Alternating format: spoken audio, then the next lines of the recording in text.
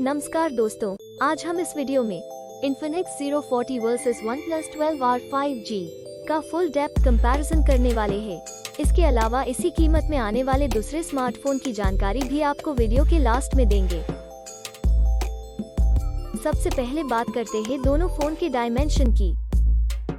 दोनों फोन की लेंथ की बात करें तो Zero 40 में 6.47 इंच जबकि 12R 5G में 6.43 इंच की लेंथ मिलती है, जो कि Zero 40 से कम है। विड्थ की बात करें तो Zero 40 में 2.93 इंच जबकि 12R 5G में 2.96 इंच की विड्थ मिलती है। बात करें थिकनेस की तो Zero 40 में 0.31 इंच जबकि 12R 5G में 0.35 इंच की थिकनेस मिलती है, जो कि Zero 40 से ज्यादा है। अब बात करते हैं वेट की तो Zero 40 में 195 ग्राम जबकि 12R 5G में 207 ग्राम का वेट देखने को मिलता है, जो कि Zero 40 से ज्यादा है। चलिए अब हम डिस्प्ले की तुलना करते हैं। डिस्प्ले टाइप की बात करें तो Zero 40 में AMOLED कर्व डिस्प्ले जबकि 12R 5G में AMOLED की डिस्प्ले मिलती है। बात करें डिस्प्ले साइज की तो दोनों फोन में सेम ही 6.78 इंचेस मिलती है।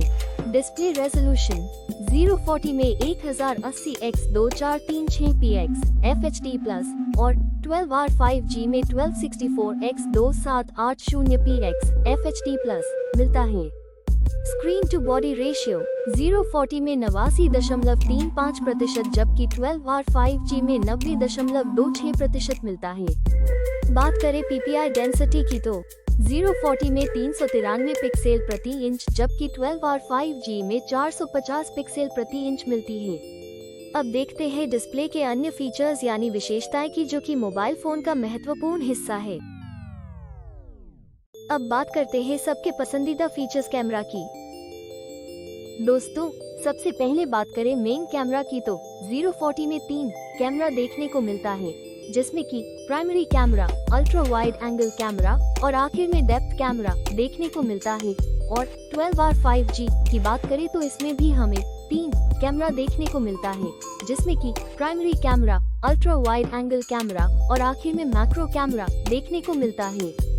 बात करें वीडियो कैमरा की तो Zero 40 में 10 डिफरेंट टाइप के फीचर्स मिल जाते हैं और 12R 5G की बात करें तो उसमें 15 डिफरेंट टाइप के फीचर्स मिल जाते हैं।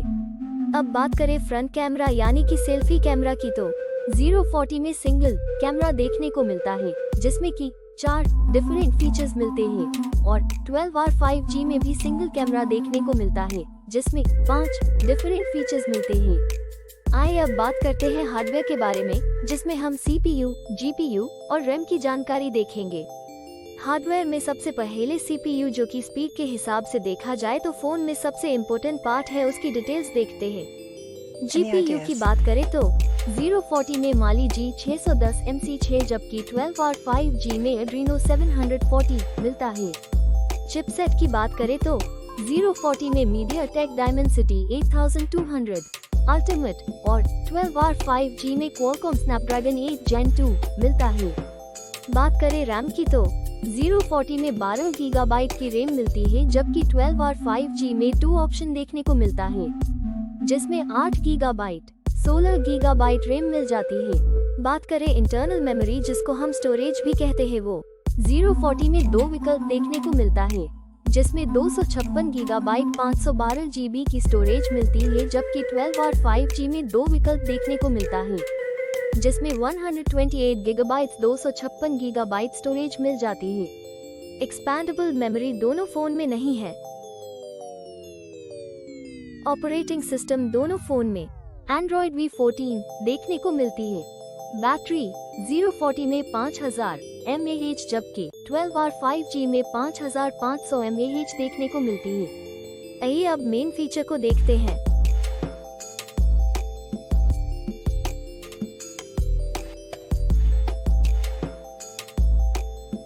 कलर्स की बात करें तो दोनों फोन में सेम ही 3 कलर्स ऑप्शन देखने को मिलते हैं।